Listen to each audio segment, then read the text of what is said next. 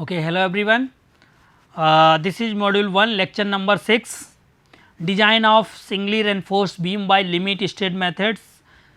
We will discuss in this lecture. Your subject name is design of concrete structures, subject code KC is 601. Okay. So, let me introduce to myself first of all, myself Indresh Kumar Singh, faculty of department civil engineering BBD NIIT Lucknow. Okay.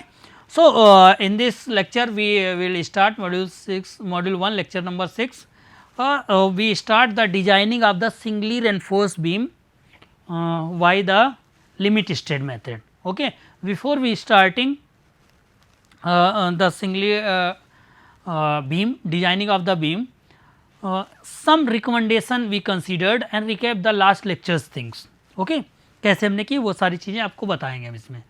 तो आपको जो मैंने limit state method को बताया, दो part में divide होता है। फेलियर कंडीशन जो रहती हैं वो एक लिमिट स्टेट कोलैप्स रहता है या अल्टीमेट लिमिट स्टेट बोलते हैं और सर्विसिबिलिटी बोलते हैं।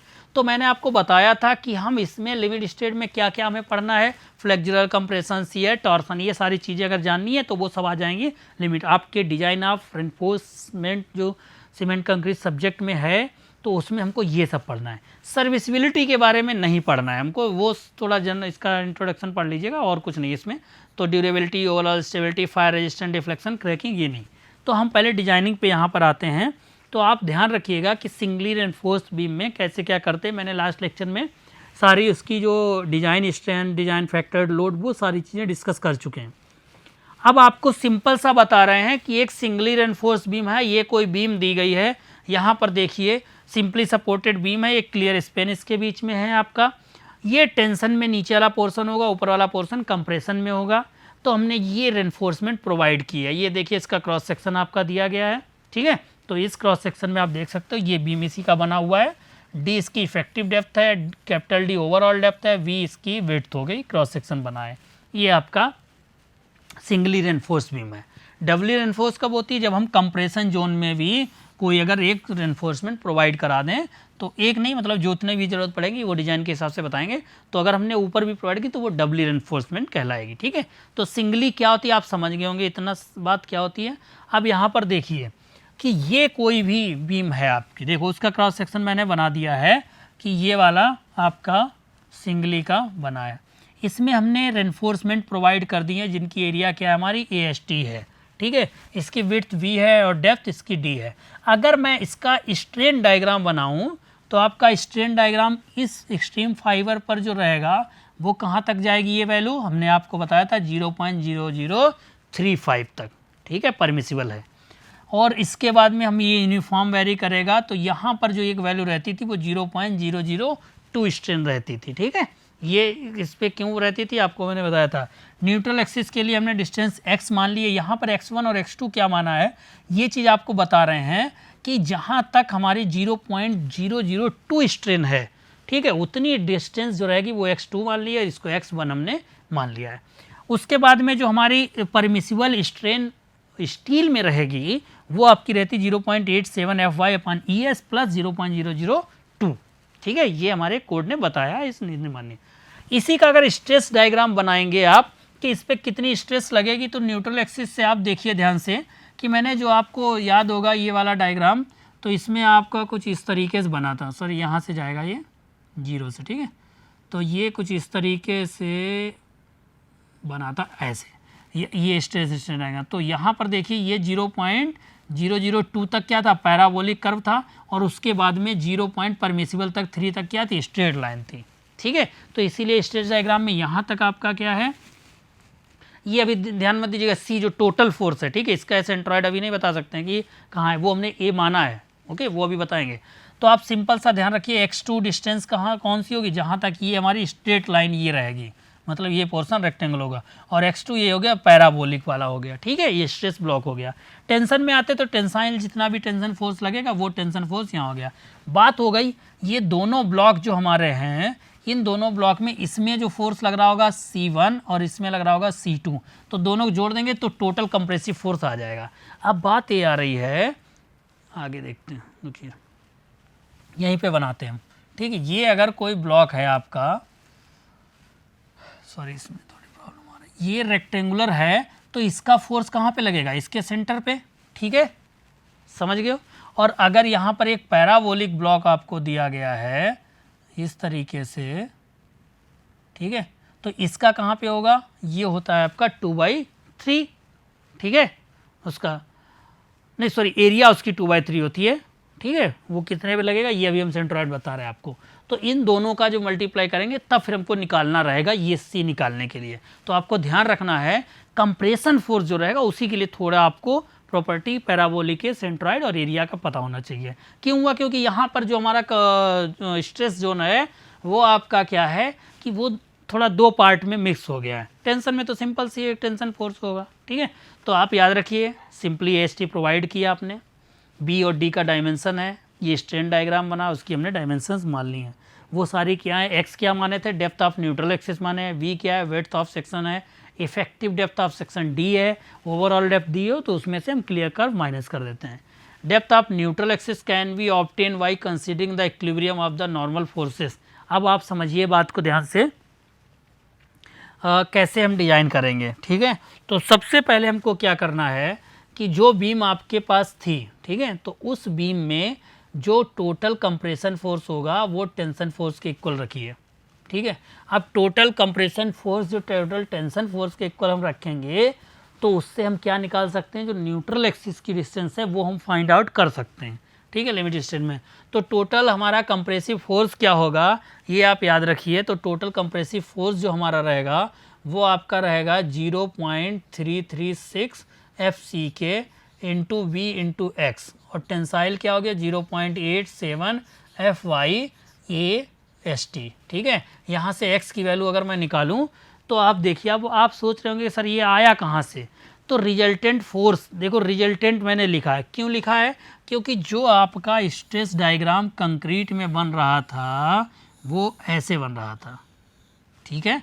अब अगर मैं इसमें बात करूं तो आपका क्या होगा, ये देखिए इस वाले रेक्टेंगुलर रीजन में आपका C1 फोर्स लग रहा होगा, इसमें C2 फोर्स लग रहा होगा।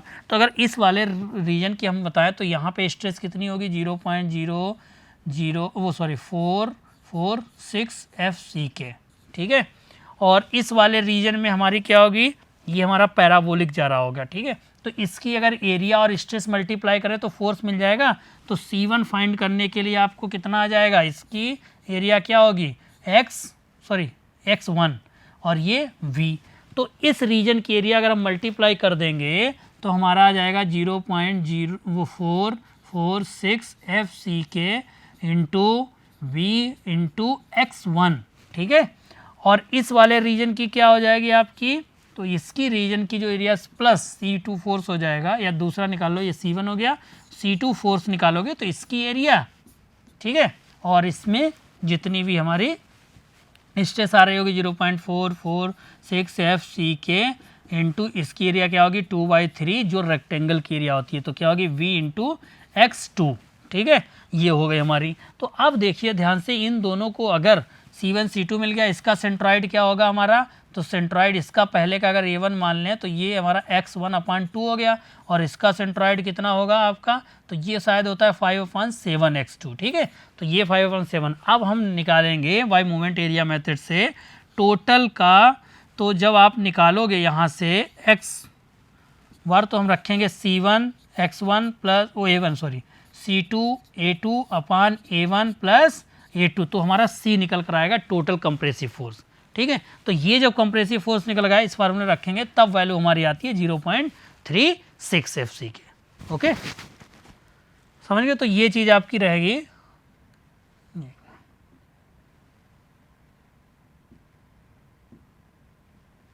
ओके।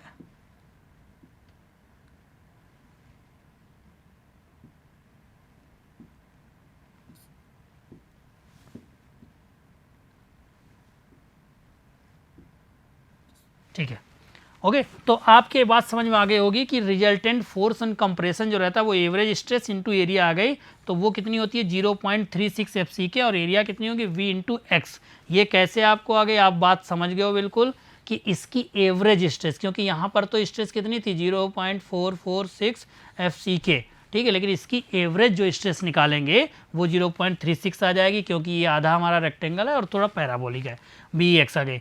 और टेंसाइल फोर्स की कितनी आएगी 0.87 एफ वाई हमारी क्या हो गई स्ट्रेस, और ए एस टी इसकी एरिया हो गई। दोनों को अगर इक्वेट कर दोगे तो हम क्या न्यूट्रल एक्सिस की डिस्टेंस फाइंड कर लेंगे। ये फर्स्ट स्टेप हो गई आपकी लिमिट स्टेट में, जब हम सिंगली डिवाइड करेंगे। अब क्या होगा कि जो कंप्रेसिव फोर्स हमारा लग रहा होगा और जो टेंसाइल फोर्स हमारा जो लग रहा होगा, ठीक है, तो इन दोनों के बीच की जो डिस्टेंस होगी वो क्या होगी, लीवर आर्म मैंने बताया था, उसको यहाँ पे जेड से डिनोट कर रहे हैं, वो कितनी होगी टोटल डी, और उसके ऊपर की जो डिस्टेंस थी वो माइनस करनी है। ठीक है, वो कितनी आती है 0.42x आती है, ग्रेड पे भी डिपेंड करती है, अभी बताते हैं वो कैसे आई थी। ठीक है, तो वो हम जब माइनस कर देंगे जहाँ पे सेंट्रॉइड जो निकाले थे, जो टोटल सी फोर्स यहाँ पे देखिए, यहाँ पर जो ये सी फोर्स है ये वाली ये डिस्टेंस, तो अगर ये इसका टोटल का सेंट्रॉइड निकालोगे आप तो वो 0.42 आएगा एक्स का। ठीक है, तो फिर हमने उसको माइनस किया तो लीवर आर्म मिल गया, तो लीवर आर्म मेरा हो गया डी माइनस 0.42 एक्स। तो ये आपका डी 0.42 और एक्स की वैल्यू क्या निकाले थे आप, ये कैलकुलेट किए हो, यहाँ सॉल्व करोगे तो आपको जेड की वैल्यू ये मिल जाएगी, ये लीवर आर्म की वैल्यू है। अब हमें सिंपल सा पता है कि हमको ये पता चल गया न्यूट्रल एक्सिस कैसे फाइंड करते हैं और लीवर आर्म कैसे फाइंड करते हैं। ठीक है, जैसे ये पता चला तो अब हमको moment of resistance with respect to concrete जो अगर फाइंड करोगे तो compression force into lever arm, compression force हमारा जो था यहाँ पर ये सी दिया गया है, सी इंटू लीवर आर्म माइन कर दो, और सी की वैल्यू कितनी आई थी 0.36 एफ सी के वी एक्स, तो हमने इसको मल्टीप्लाई किया इंटू लीवर आर्म जेड से किया। टेंशन में जाओगे तो टेंसाइल फोर्स को मल्टीप्लाई करोगे, ये फोर्स हो गया, और जेड से लीवर आर्म से मल्टीप्लाई किया, तो ये मोमेंट ऑफ रेजिस्टेंस दोनों आ गए, हमने कंप्रेशन जोन में और टेंशन जोन दोनों में निकाल लिए हैं। ठीक है, अब बात ये आ रही है यहाँ पर कि मोमेंट ऑफ रेजिस्टेंस निकाल लिए, लीवर आर्म जो थी वो हमने फाइंड कर ली है उसकी पूरी। ठीक है, न्यूट्रल एक्सिस कहाँ पे आ गई, अब कह रहे हैं कि maximum depth of neutral axis कितनी हो सकती है। ठीक है, तो compression failure is brittle failure जो रहता है उसमें, क्योंकि हमारी कंक्रीट मटेरियल है, maximum depth of neutral axis limited to ensure that tensile steel which reach its yield stress before concrete fail in compression, thus the brittle failure is avoided. अगर brittle material है तो ये fail ना कर जाए concrete, तो कह रहे हैं कि स्ट्रेस जो है स्टील की वो यील्ड तक पहुंच जाए जब से फेल हो उससे पहले। तो हम कैसे निकालेंगे, इतनी हमें न्यूट्रल एक्सिस की मैक्सिमम जो वैल्यू होती है वो निकालनी है। ठीक है, इसको मैक्स बोलो या लिमिटिंग वैल्यू भी बोलो। ठीक है, तो कैसे निकालोगे वो हम स्ट्रेन डायग्राम से निकालेंगे। ठीक है, कैसे निकालेंगे स्ट्रेन डायग्राम से, कि यहाँ पर ये स्ट्रेन डायग्राम सिमिलर दिया गया है, तो दिस एक्स अपॉन दिस, और दिस डिस्टेंस कितनी होगी डी माइनस एक्स। ठीक है, और उसको डिवाइड इससे करेंगे, तो इससे हम क्या करेंगे सिमिलर ट्रायंगल से एक्स मैक्सिमम या एक्स लिमिट लिख सकते हो, D minus X M equal to 0.335 क्या है कंक्रीट की परमिसिबल स्ट्रेन है, और डिवाइड बाई ये स्टील की स्ट्रेन है परमिसिबल। यहाँ से अगर हम सॉल्व करेंगे तो हमें एक्स अपान डी मिल जाएगा, और इसको अगर आप सॉल्व करोगे ये समझ गए, तो यहाँ पर अगर डी हम इधर ले आएंगे, अब देखिए यहाँ पर अगर ये वैल्यू सारी रख दो एफ वाई और इसकी, तो हमारा ये एक कांस्टेंट वैल्यू हो जाएगी। तो हमारा आईएस कोड बताता है कि जो हमारी मैक्सिमम या limiting value of x you, ध्यान रखिएगा एक्स यू लिमिट, ठीक है, इसकी वैल्यू याद रखनी है तुमको k इंटू डी। ठीक है, और ये k इंटू डी हो गया, याद रखनी है, ये सबको रटी होनी चाहिए, IS 456 2000 कोड में दिया गया है।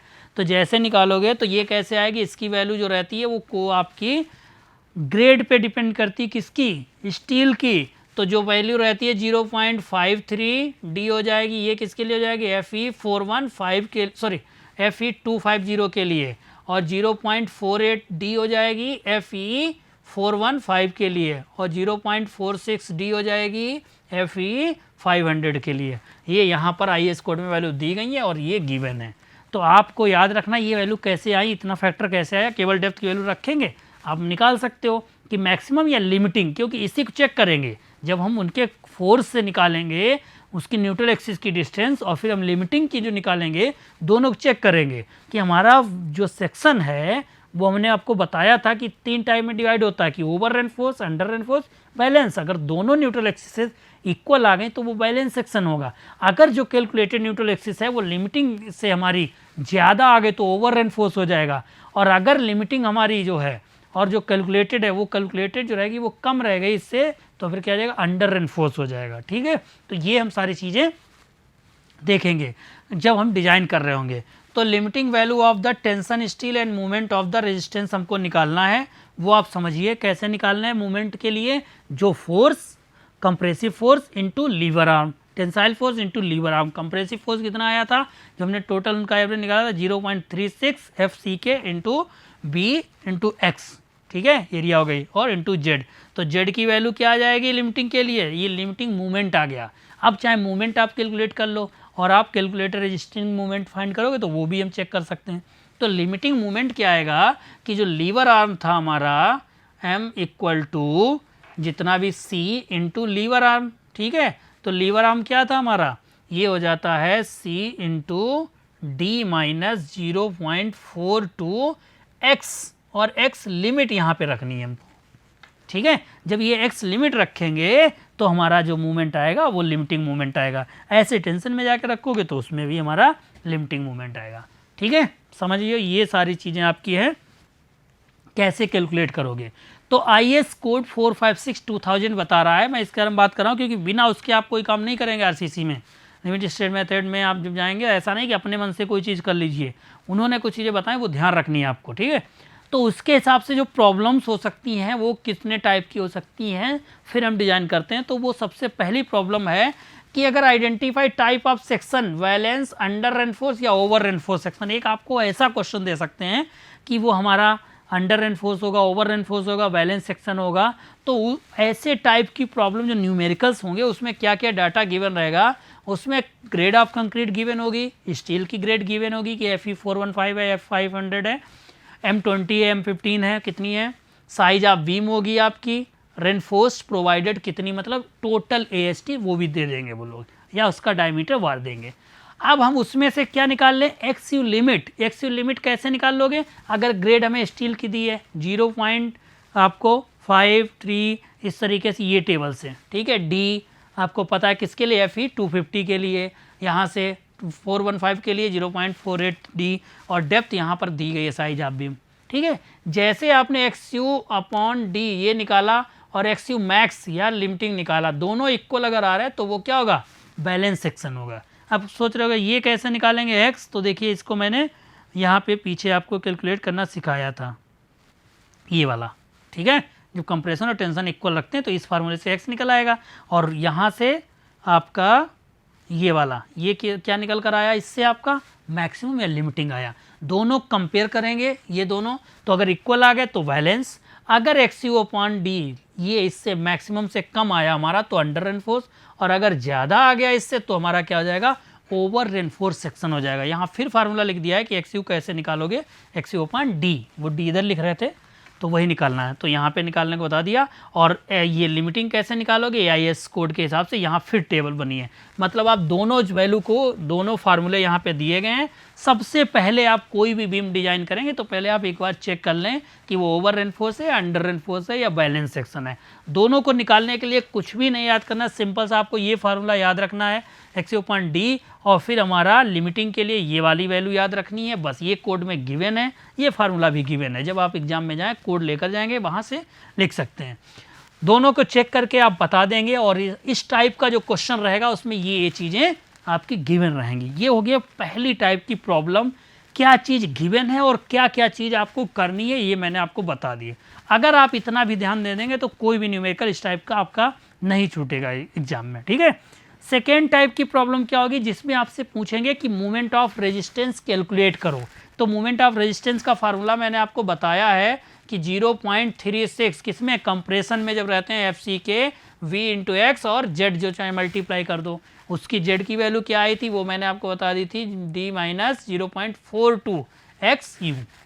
ठीक है, तो अभी देखते हैं यहाँ पर कि अगर हमें रेजिस्टेंस कैलकुलेट करना है किसी बीम का तो उसमें क्या क्या चीज़ें गिवन रहेंगी। तो गिवन डाटा क्या होगा, ग्रेड ऑफ कंक्रीट दी रहेगी जैसे M20, स्टील की दी रहेगी FE415, कुछ भी दे सकते हैं, साइज ऑफ बीम बी और डी की वैल्यू और रेनफोर्स कितनी प्रोवाइड करेंगे ये भी दे देंगे आपको। अब सबसे पहला जो फर्स्ट टाइप के क्वेश्चन में किया वही काम आपको करना है, बैलेंस, अंडर और ओवर रेनफोर्स। इनको कैसे कैलकुलेट करोगे कि अगर बैलेंस सेक्शन आ गया, जो आपको मैंने अभी बताया है फर्स्ट टाइप में कि कैसे निकालते हैं बैलेंस सेक्शन, 2 फार्मूले यूज करके, तो फिर हम क्या करेंगे, बैलेंस सेक्शन में एमयू लिमिट निकाल लेते हैं, moment of resistance equal to moment of limiting या मैक्सिमम मोमेंट, ये निकाल लोगे क्योंकि इक्वल होंगे। उसके लिए फार्मूला लगा दो 0.36 XU मैक्स अपॉन डी, ये लगाकर और ये पूरा मल्टीप्लाई करके इतना है फार्मूला, ठीक है, आप कैलकुलेट कर सकते हो। अगर हमारा सेक्शन अंडर रेनफोर्स आ गया तब हम क्या करेंगे, ये वाली कंडीशन देखो देखा है पीछे, तो हम समझ गए अंडर रेनफोर्स है। तब हम क्या करेंगे, अंडर रेनफोर्स में हम क्या करेंगे, मोमेंट ऑफ रेजिस्टेंस जो निकालेंगे वो टेंसाइल वाले का निकालेंगे जाके, ठीक है। जब टेंसाइल वाले का आप निकालोगे तो हम ये फार्मूला यूज करेंगे, किसका, जो हमें टेंशन में दी गई होंगी रेनफोर्समेंट, ठीक है, उसको यूज करेंगे और उससे हम निकाल लेंगे। अगर ओवर रेनफोर्स दिया गया तो रिवाइज करनी है हमको डेप्थ, मतलब कि अगर ओवर रेनफोर्स सेक्शन आ गया तो उसको हम डिजाइन नहीं करेंगे, ठीक है। तो बीम में फिर ओवर रेनफोर्स नहीं डिजाइन करते हैं तो क्या करेंगे, हमको कुछ चीज़ें फिर से रेनफोर्स करनी पड़ेंगी, हमको चीज़ें देखनी पड़ेंगी कि हो सकता है वो बीम जो आपने 500 mm की डेप्थ दी थी उसकी डेप्थ और बढ़ा दो। लेकिन अगर आपने स्ट्रक्चर में डेप्थ बढ़ा दी तो बड़ी समस्या हो जाएगी कि पता चले इतना बड़ा स्ट्रक्चर, अब यहीं पे अगर कोई बीम बनी हो वो और ज़्यादा डेप्थ हो गई तो उसमें प्रॉब्लम हो जाती है। तो फिर हम कुछ और सोल्यूशन देखेंगे, तो डबली रेनफोर्समेंट, पता चले कंप्रेशन में भी प्रोवाइड करा दी तो डबली रेनफोर्समेंट प्रोवाइड करा देते हैं। तो हम ये ध्यान रखिए कि ओवर रेनफोर्स सेक्शन जब आएगा तो उसको डिजाइन नहीं करना है, ठीक है, ये प्रॉब्लम हो गई। तीसरी टाइप की प्रॉब्लम आपकी ऐसी हो सकती है कि कोई भी बीम को डिजाइन करने को दे दे और जब डिजाइन करनी होगी तो क्या कैलकुलेट करना है, उसकी डेप्थ, उसमें कितनी हम स्टील डाल सकते हैं उसकी एरिया बतानी होगी। तो ऐसी जब क्वेश्चन आएगा आपका, केवल पूछे, समझ लो अगर आपने लेक्चर देखा है तो केवल न्यूमेरिकल में क्या पूछ रहा है सारी चीज़ें आपको मैंने लिख कर दे दी हैं। तो grade of concrete given, steel की गिवन, विड्थ दी रहेगी, डेप्थ नहीं दी रहेगी, बेंडिंग मूवमेंट कितना आएगा, मतलब कि लोडिंग कंडीशन दी रहेगी, या तो बेंडिंग मूवमेंट पहले दे देंगे वो लोग, और स्पेन ऑफ द बीम जब देंगे जब लोड आपको अप्लाई करेंगे, ठीक है। तो ये चीज़ होगी। तो इसमें हम क्या करेंगे, बैलेंस सेक्शन के लिए we have to design balance section मानकर चलेंगे या to find the depth of the equation, ये चीज़ जान लीजिए कि बैलेंस सेक्शन के लिए हम करेंगे डिजाइन। तो उसके लिए एमयू लिमिट आपको निकालना है तो इस फार्मूले का हम यूज करेंगे, वहाँ से फाइंड करेंगे। AST के लिए इस वाले फार्मूले का यूज करेंगे, सारी चीज़ें गिवन है, AST हम कैलकुलेट कर लेंगे इन फार्मूले से, ठीक है।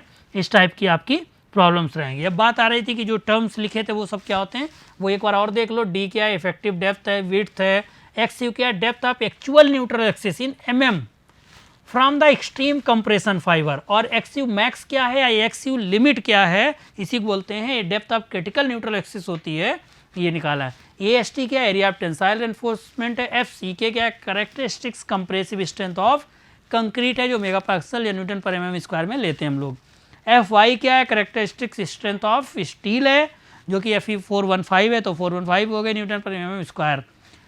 MU लिमिट या MU max limiting movement of resistance of section है, विदाउट कंप्रेशन रेनफोर्समेंट में होता है तुम्हारा। तो ये चीज़ें आपकी रहेंगी, ठीक है। इससे रिलेटेड ये आपका एक न्यूमेरिकल है सिंगली का, ये बताएंगे आपको फिर अगले लेक्चर में, ठीक है। ये कुछ न्यूमेरिकल्स हैं। Okay class, thank you.